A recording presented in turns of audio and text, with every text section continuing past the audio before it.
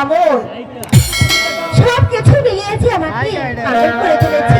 তবে হ্যাঁ, সময় যদি তাকে আমি কাছে পেতাম, এই নির্জনে বসে আমার মনের কথা তার কাছে আমি খুলে বলতাম। একা একা নির্জনে এখন আমার মতো সাধারণ একটি নারীকে আপনি বলাটা আপনার মোটেও শোভা পায় না। সাধারণ হলো আপনি মহারাজের বোন। তাতে কি হয়েছে? আমি মহারাজের বোন বলে কি আমাকে আপনি আপনি বলে সব কথা বলতে হবে?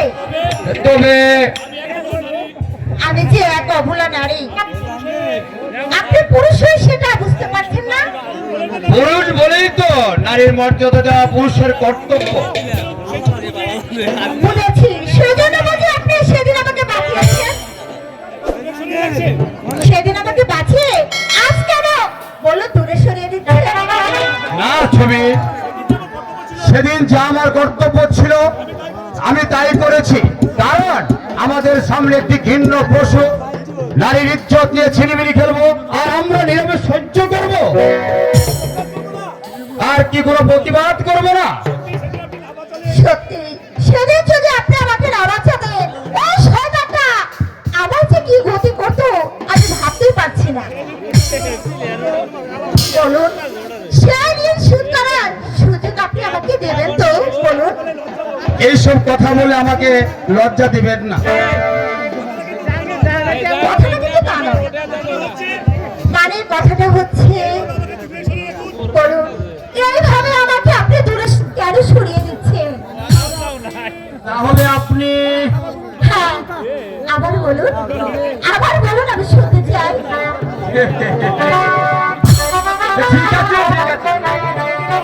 এবার হয়তো না হয় তোমাকে তুমিই বলবো। আপনাকে তেমন কিছু করতে হবে না। আপনাকে তেমন কিছু করতে হবে না। আমি চাই শুধু বলুন, আমি চিরদিন আপনার চরণে স্থান পাবো তো? বলুন। ছবি, আমি তোমাকে না না না না কেন না? ভালো। কেন না? বলুন, কেন না? আমি যে আমার বড় প্রাণে উজাড় করেছি, আমি আপনাকে ভালোবেসে ফেলেছি। বলুন আমার ভালোবাসা।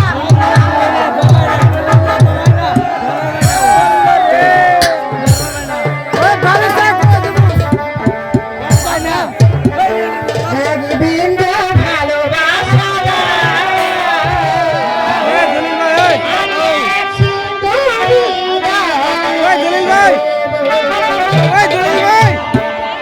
এক বিন্দু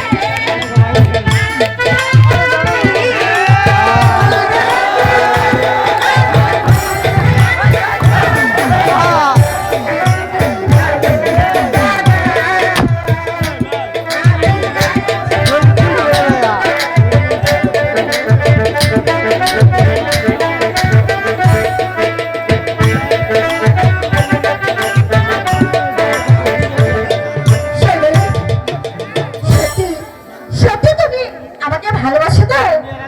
আমার ভালোবাসা তোমার চরণ